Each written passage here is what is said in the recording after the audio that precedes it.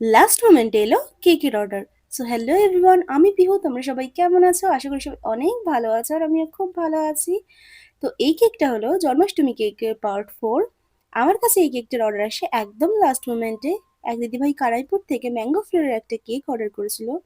আমার কাছে গোপুর একটাই স্টিকার এক্সট্রা ছিল, তাই জন্য আমি অর্ডারটা নিয়ে নিয়েছিলাম।